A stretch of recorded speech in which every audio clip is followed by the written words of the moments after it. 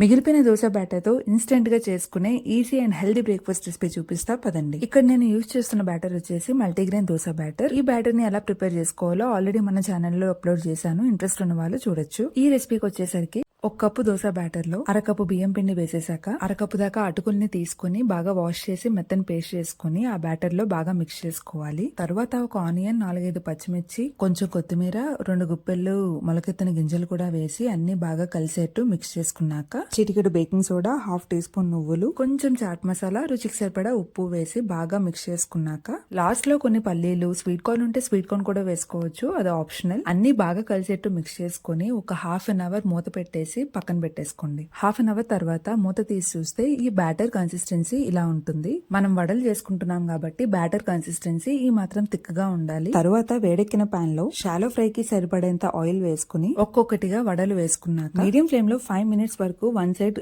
Cook చేసుకున్నాక reverse చేసి ఇంకొక 2-3 మినిట్స్ కుక్ చేసుకుని తీసేస్తే మన క్రిస్పీ అండ్ హెల్దీ మల్టీగ్రెయిన్ వడలు రెడీ అయిపోతాయి. ఈ వడల్ని తక్కువ ఆయిల్ యూజ్ చేసుకుంటూ అన్ని రకాల గ్రెయిన్స్ అండ్ స్ప్రౌట్స్ యూజ్ చేసి చేసుకుంటున్నాం కాబట్టి పిల్లల నుంచి పెద్దవాళ్ళ వరకు బ్రేక్ఫాస్ట్ ఆర్ స్నాకింగ్ కి ఒక పర్ఫెక్ట్ చాయిస్ అని చెప్పొచ్చు. ఈ వడల్ని వేడి వేడిగా తింటుంటే ఉంటుంది, ఆహా, చెప్తుంటేనే నోరు ఊరిపోతుంది. మీరు కూడా ఒకసారి ట్రై చేసి చూడండి. బై ద వే, ఈ రెసిపీ మీకు నచ్చినట్టయితే లైక్ అండ్ షేర్ కూడా చేసేయండి. See you in the next video. By.